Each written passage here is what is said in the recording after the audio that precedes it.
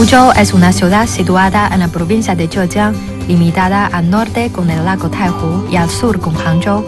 La parte norte de la ciudad es una zona montañosa, mientras que en el este es llano.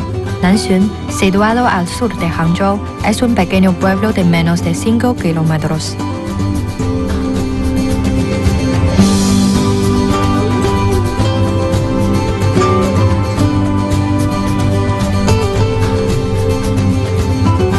Los poderosos comerciantes de Nanxun se dedicaron al negocio de la seda, del cual surgió un grupo de magnates que se enriqueció gracias a esta industria. A principios del siglo XX, estos comerciantes contaban con riquezas tan cuantiosas que podían rivalizar con el Estado.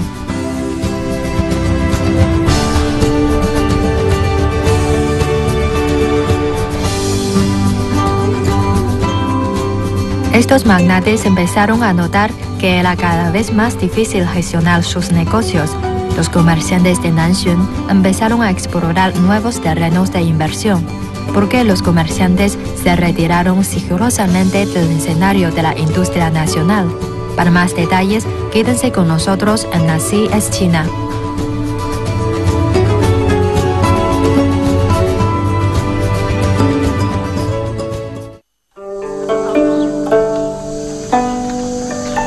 En 1931, hacía 3 años de la muerte de Mei Lizhong, comerciante de seda de Nanxun en Fuzhou.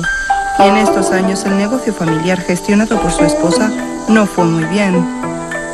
Por lo tanto, la señora Mei anda deprimida. Hoy no pide el desayuno como de costumbre. Ya es cerca del mediodía y todavía no hay revuelo alguno en la habitación de arriba.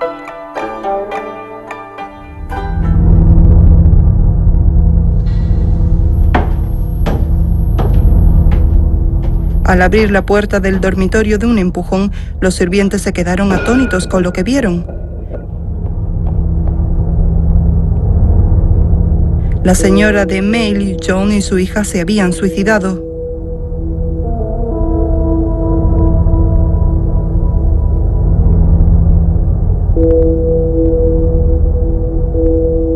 La familia Mei era uno de los 8 búfalos de Nanxun. Poseían las firmas comerciales de Mei Hengyu, Xiulin y Caballo Volante de Seda.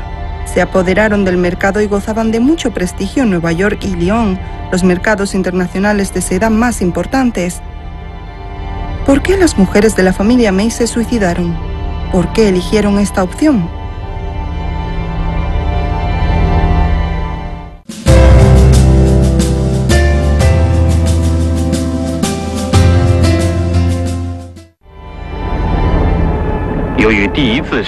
A principios del siglo XX, los comerciantes de seda chinos tropezaron con un poderoso rival.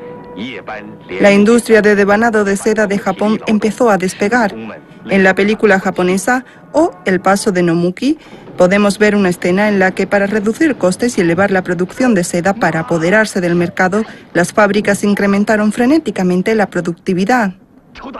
Las obreras soportaban unas condiciones laborales inhumanas. Para ellos, los beneficios que reportaran las fábricas de seda se convirtieron en la esperanza para hacer prosperar su país y su pueblo. Bajo estas condiciones, la exportación de seda japonesa superó por primera vez a la China en 1909, lo que situó al país nipón como el mayor exportador de seda cruda del mundo.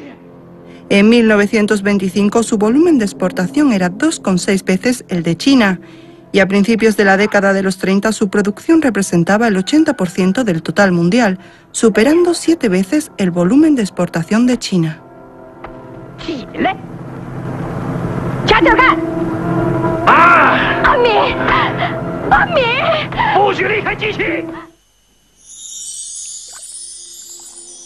Al mismo tiempo, la seda artificial también empezó a producirse a gran escala. Ya en 1855, Warren Andelman, un químico suizo, logró producir seda artificial por primera vez mediante un tratamiento de hojas moreras con ácido nítrico. En 1889, el francés Schialdone puso en marcha la industria de la seda artificial gracias al nitrato de celulosa. Sus productos de seda artificial participaron en la Exposición de París. Estos artículos de seda artificial con hilo de algodón eran más baratos que los de seda natural, con una textura lisa y hermosa, fueron bien acogidos en Occidente.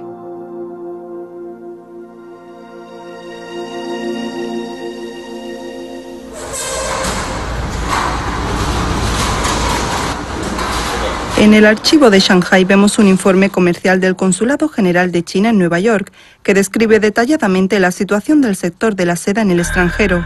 Enumeraba en especial algunos puntos débiles de la seda de Huzhou en el capítulo de China, tales como la irregularidad del grosor o las diferentes medidas del bastidor. Por lo tanto, era urgente una reforma del sector. Este informe fue transmitido a los comerciantes de seda de Huzhou. No permanecieron con los brazos cruzados frente a esta situación.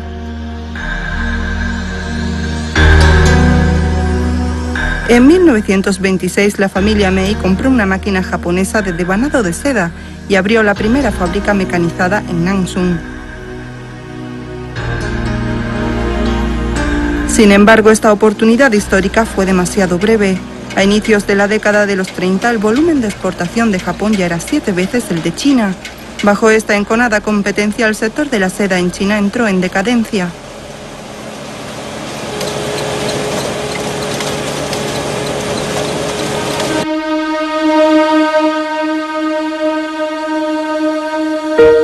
Años después, los comerciantes de seda de Huzhou enviaron una solicitud colectiva al gobierno, pidiendo el mantenimiento de los subsidios y la eliminación del impuesto de sociedades. En la solicitud vemos que los comerciantes se autodescriben así: llevamos una vida difícil, con la amenaza de la bancarrota y con negocios muy difíciles de gestionar. 12岁、13岁的时候，就尝试我们开不出来，开不出来嘛，这时候厂也关了。 那么自己这个房子里边这个摇这个丝的这许多这公司什么也都回头了，是吧？因为没办法的嘛，怎么逼的呢？我们卖不出去，那么所有的这个翻译嘛也请他们回去了。他们这个生意呢，开始呢走下坡路，是吧？由于生意上的问题呢，他们母女2个。 就是梅利忠的夫人和梅利忠的女儿，他们就自杀了。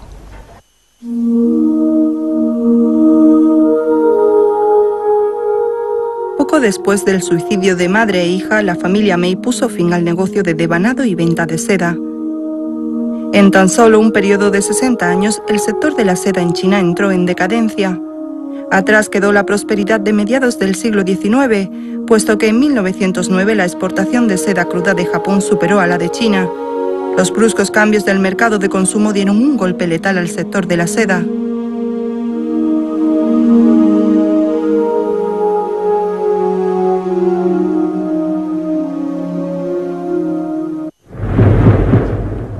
En 1914 estalló la Primera Guerra Mundial y Europa se convirtió en un campo de batalla.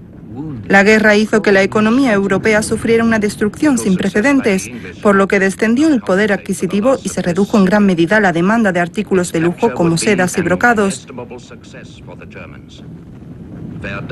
Desde aquel entonces, el mercado de la seda de China en el extranjero empezó a disminuir bruscamente. En una época caótica en la que lo primero era subsistir, ¿de qué servían la lisa y hermosa seda y los elegantes brocados?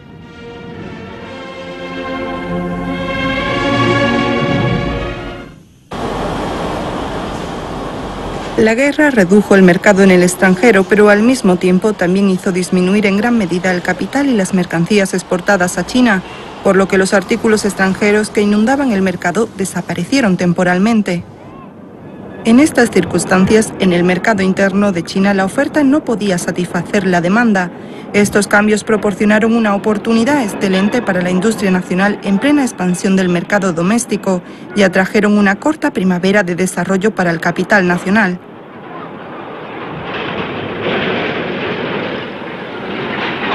Entre 1913 y 1920, las fábricas abiertas con capital nacional en China pasaron de 698 a 1.759. El número total de obreros también se duplicó. Al mismo tiempo, salvar la patria a través de la industria se convirtió en un eslogan interiorizado por el pueblo.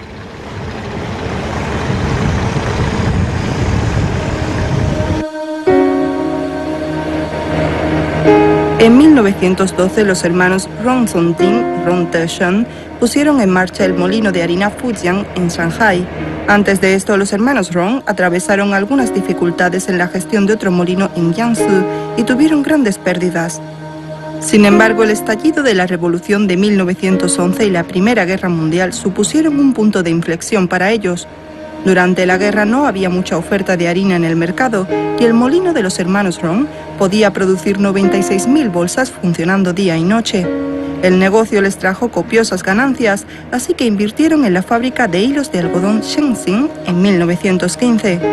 Con una constante expansión hasta 1922, los hermanos Rong Zongjing y Rong Desheng fueron conocidos como el rey de la harina de trigo y el rey de los hilos de algodón, respectivamente.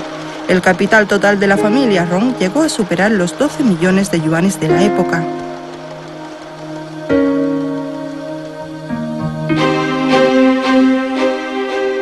En esta preciosa primavera de desarrollo de la industria nacional de China entre 1912 y 1919, el volumen de inversión nacional llegó a casi 140 millones de yuanes. Se registraron 600 nuevas compañías.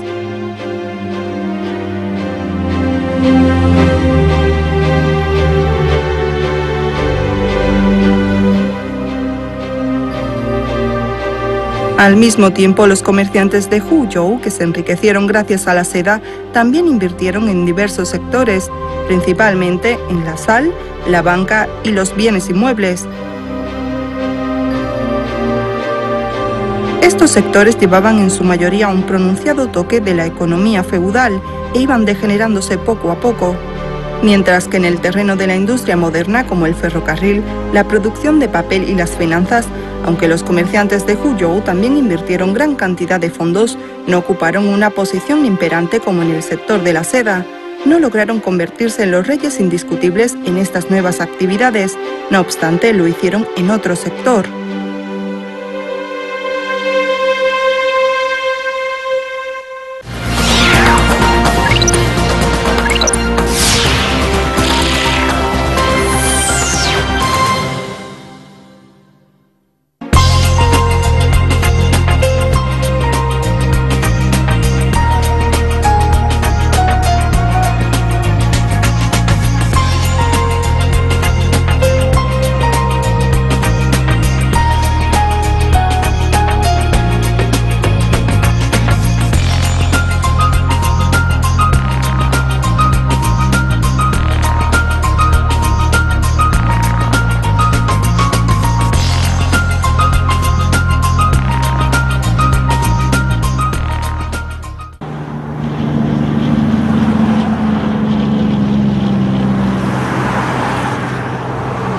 Hoy en día, Shanghái se ha convertido en una metrópolis internacional y moderna, como evidencian sus numerosos rascacielos.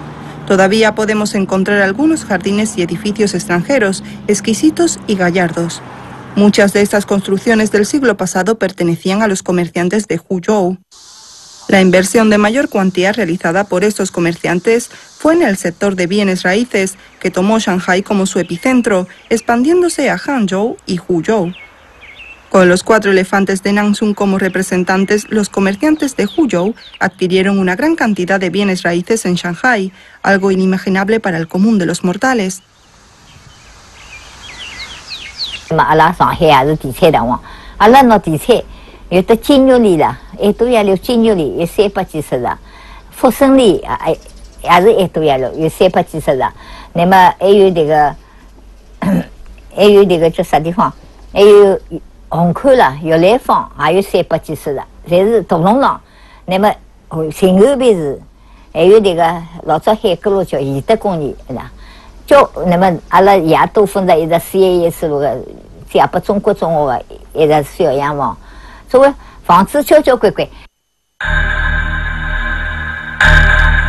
Los comerciantes de Huzhou, grandes y pequeños, adquirieron bienes raíces en Shanghái con los que obtuvieron copiosos ingresos. Tomemos como ejemplo la familia Liu de Nanxun. Antes del estallido de la guerra contra los invasores japoneses, solo la 4ª esposa de Liu tenía 700 casas alquiladas en Shanghái, con unos ingresos mensuales de más de 50.000 yuanes. Mientras que uno de los 8 búfalos de Nanxun Zheng Xiyuan, a mediados del siglo XIX, era conocido como el rey de los bienes raíces, pues contaba con casi la mitad de los inmuebles de la concesión extranjera.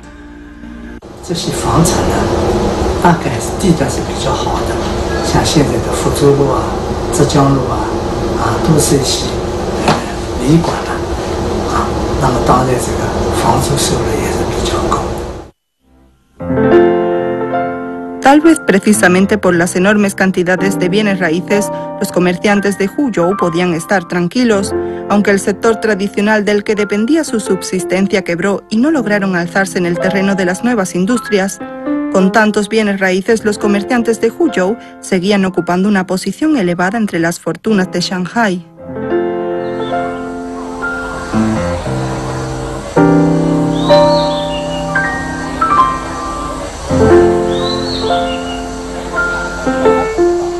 En 1920, junto al templo ancestral de la mansión del pequeño loto de la familia Liu en Nanshun, se inició la construcción de la biblioteca Yayetang, para la cual Liu Chengkang adquirió 20 mu de tierra por 120.000 yuanes. Con esta suma se podía establecer una fábrica de devanado de seda con 200 máquinas. En ese momento, Liu Chengkang ya contaba con más de 200.000 ejemplares de libros y había invertido en la compra de libros mucho más de esos 120.000 yuanes.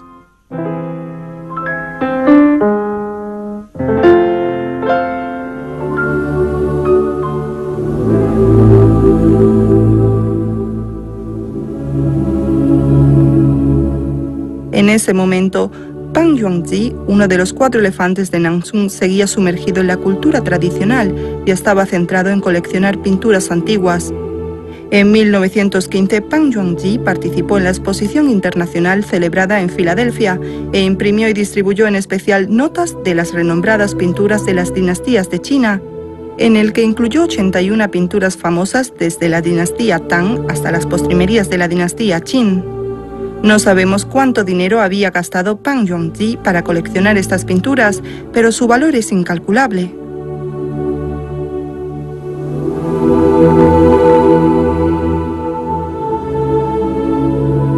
Mientras crecía a toda velocidad el capitalismo nacional, la tradición cultural de la poesía, la pintura, los ritos y la música se reflejaba cabalmente en los comerciantes de Huzhou. En la antigüedad, coleccionar obras de caligrafía y pintura constituía una afición de los hombres de letras. Poca gente lo tomaba como un medio de inversión. Ocurrió también con Liu Chengkang y Pan Yuanzi. Estas aficiones ocuparon gran parte de sus fondos y de su energía, por lo que les fue imposible invertir más en el sector industrial. Incluso la familia Mei, que quedó en bancarrota tras trasladarse a Shanghái, gracias al alquiler de bienes raíces y los depósitos bancarios, seguía llevando una vida decente.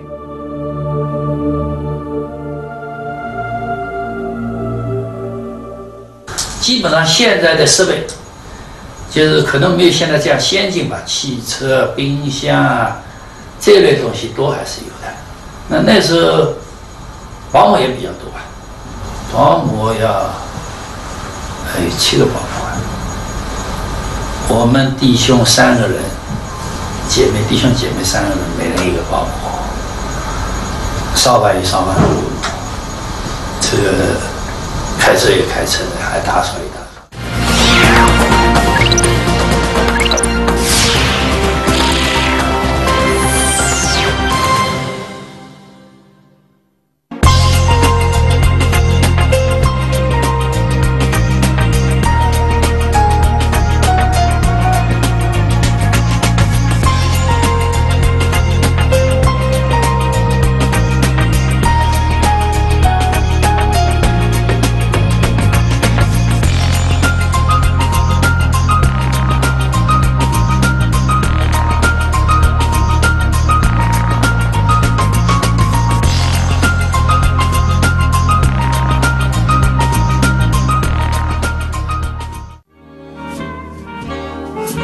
El sector inmobiliario era el pilar de los comerciantes de Huzhou y un sector básico de la economía. Su prosperidad y decadencia estaban estrechamente vinculadas con la estabilidad social y la situación política.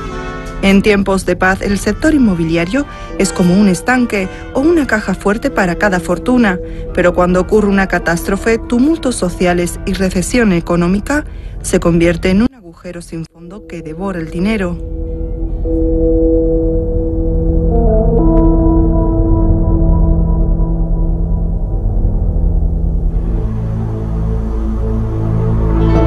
En la mansión Yayetan seguía reinando una atmósfera académica y en el estudio de Shuchai se recitaban holgadamente versos y se admiraban pinturas. Sin embargo, una tempestad estaba por azotarlos bruscamente.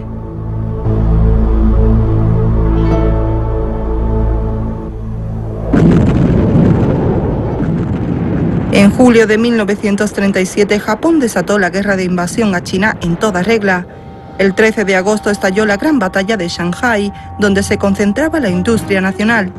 La enconada guerra duró 3 meses y la metrópolis, a excepción de las concesiones a países extranjeros, quedó en ruinas. El capital nacional sufrió pérdidas sin precedentes. La batalla de Wuhan, que ocurrió poco después, supuso un duro golpe a las industrias nacionales del curso medio del río Yangtze. A partir de marzo de 1928, 600 fábricas privadas empezaron a trasladarse tras las líneas enemigas. La fábrica Shenzhen número 4 y la fábrica Fujian número 5 de la familia Rong se trasladaron a Chongqing y la fábrica de soda Yongli de Fangshudong se trasladó a Leshan en Sichuan. Sin embargo, un mayor número de empresas nacionales quedaron destrozadas en la guerra. Los invasores saquearon el resto.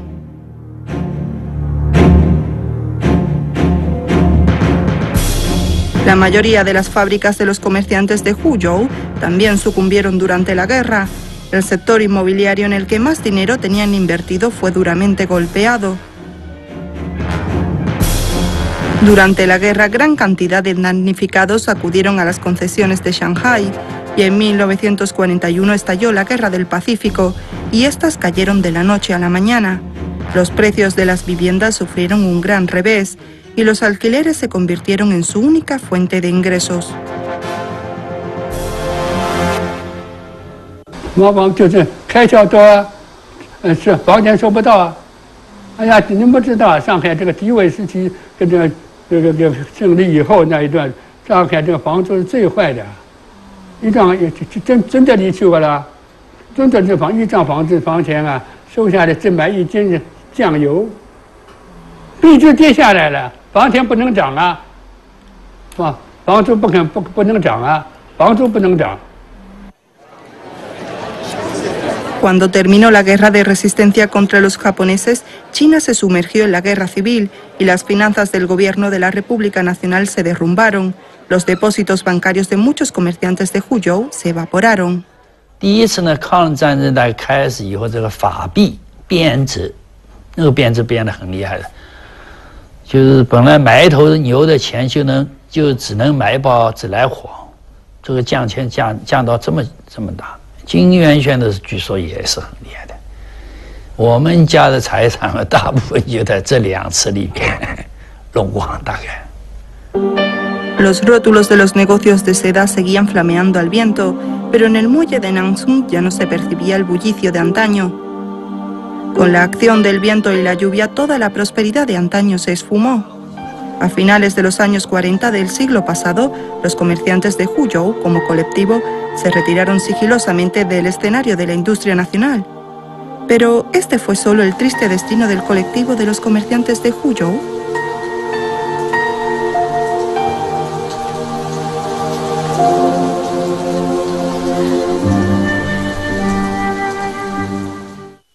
在这样的条件下面，帝国主义它不但是政治上的强权、军事上强权，它在经济上是强权，是强势的。因此，所有的游戏规则其实都是由帝国主义它来制定的整个的游戏规则。更重要的，它里的游戏规则，一是帝国主义制定，二是那个买办资本家制定，第三是流氓地痞制定。在这样的一个非常反常的这样的一个 经济条件下面，胡商你所有的本事，包括你的精明，它都起不了作用。Los comerciantes de Huzhou, con los 4 elefantes, los 8 búfalos y los 72 perros de oro de Nanxun como sus representantes, subieron al escenario económico contemporáneo de China después de la Primera Guerra del Opio. Durante décadas los comerciantes de Huzhou experimentaron un gran éxito en muchos sectores, como la seda, la sal, las finanzas, el ferrocarril, la alimentación, la cultura y el sector inmobiliario. Dejaron una profunda huella en la historia contemporánea de China por su riqueza material y espiritual.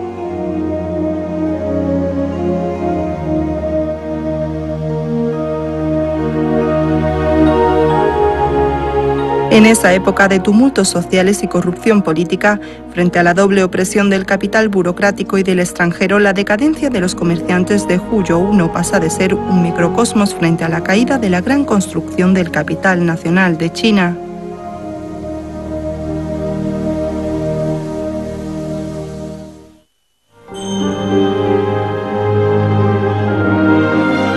Los poderosos comerciantes de Huzhou se hicieron un hueco poco a poco en la historia. Los altibajos que experimentó este grupo de magnates de la seda en el mundo de los negocios nos dejaron algunas enseñanzas. La tierra de la que dependía su supervivencia se llama hoy Círculo Económico del Delta del río Yangtze, una de las zonas que se desarrolla a mayor velocidad en la actualidad. Cuando la oportunidad ha surgido de nuevo en Huzhou, la nueva generación de comerciantes está encarando con orgullo el presente y el futuro.